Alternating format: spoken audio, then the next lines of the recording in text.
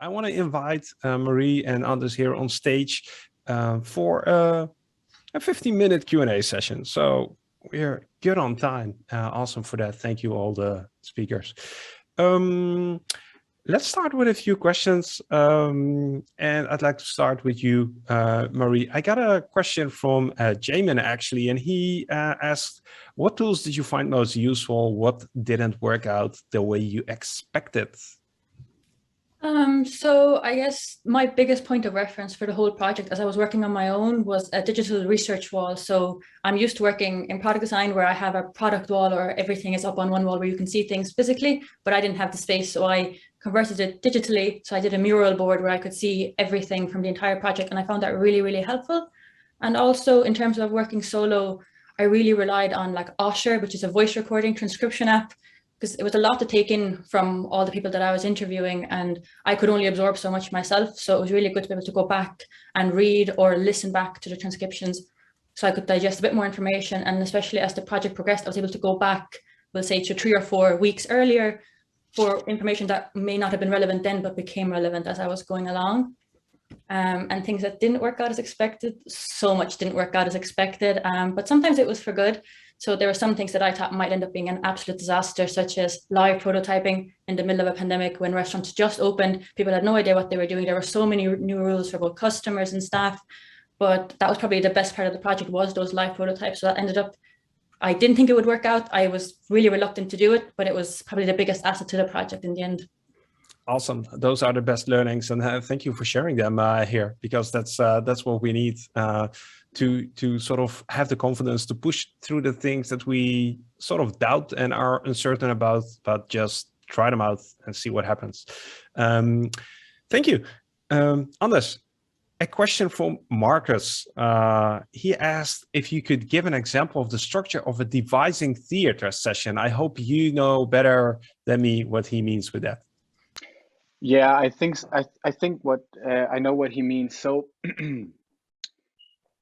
to say something about that, then let's start in a slightly different place. So we have these elements that's a way for the team to put some of the principles into practice. So let's say that they're facilitating a young, like a network group for young people, for instance. So they try it out. They basically try something out they basically don't know the answer to. And then what they do is that they try to figure out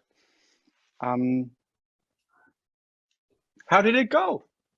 And what we've seen in the service is that, for instance, the municipality could they could ask if, could you do something about drug abuse in those young people networking groups? Because it's a good thing that everybody would have to know something about that.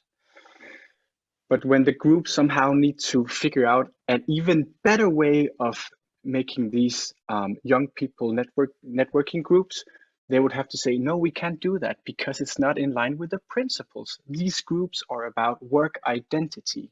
So it's like a set of creative constraints that will allow you to somehow pick up the signals from the things that you are trying out, and then try to do them slightly different the next time you do it, basically, right? So yeah, that would be my answer, I think. Okay, and let's hope if Marcus has any additional questions, he knows where to reach you. Anders, a follow-up question to this is, there was a question about where is the project now? What is the current state of the project? Yeah, so now we've implemented Nextwork in 5 municipalities across Denmark. So this support setup is actually established, the Nextwork Central Hub. And what we are doing currently is that we are actually doing an RCT on Nextwork, where we are trying to see how well the service performs, or how it performs to the existing unemployment services in Denmark. And one thing about RCTs is that they take quite a long time. So one could argue that once you've done the RCT, the service you invented in the first place would be outdated. And that's also why devising is an interesting approach, because it actually enables the team to respond to the changes they're meeting, right? So this is where the service is now. Where is it heading? What's next? That's a brilliant question. We need to devise that. We need to devise. Yeah, let's do some theater on that. Okay. Thanks. Jenny, there was a question for you from Gwen, and she asked, what are some of the ways that you have measured the impact of system shifting ventures? So what is your take on measuring impact? Oh, that's such a good question. And it's one that we're actually just about to do a big piece of work on, because one of the challenges of trying to establish the value of a system shifting venture, which you can also hear in Anna's story, is that mostly people are using measures that are relevant within the current system. And of course, if you want to shift the system, you want to see a different kind of value start to appear.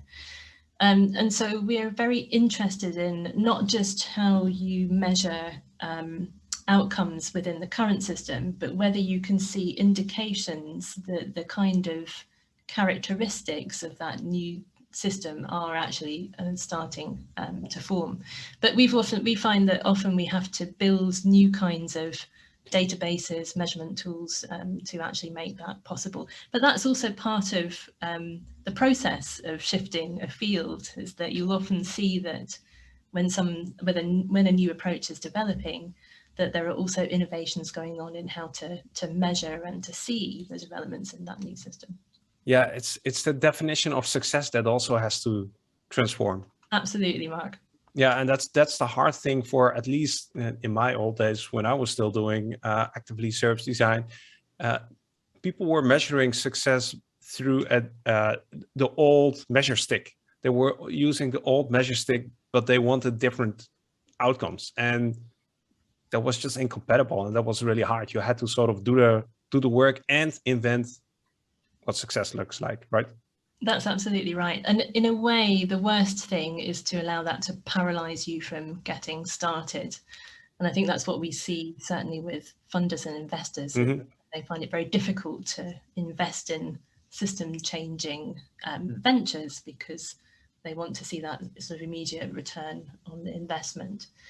But I think that it's starting to shift as a field, and we're starting to have conversations with lots of investors and funders globally who are interested in how you invest not just in a single point solution, but in a whole system and what it means to do that. No, well, I would love to learn more about that. That seems to be a really wicked problem. So yeah, hook me up on LinkedIn when you have some news about that. Marie, we got a pretty practical question, but it's fun nevertheless. Joseph asked this low touch sort of approach. I think he's from the US, at least his question is US related. In their system, giving tips to waiters is quite an important part of the service. Have you thought about something like that? How does the tipping aspect work in this low touch solution? So for Lana as the client at the time, they're more of a high-end takeaway than a high-end restaurant. So tipping wasn't even in their customer journey, but we were looking at, in terms of the payment process with systems like Clover these days, the tipping is added into the transaction where the person clicks the screen, do I want to add 5, 10, 15, 20? And since in Europe it's not mandatory, the tip, we didn't really build it in. Mm-hmm. And I think tipping in the US is such a big part of the culture, and I'm just not familiar enough to be able to answer the question with kind of any value.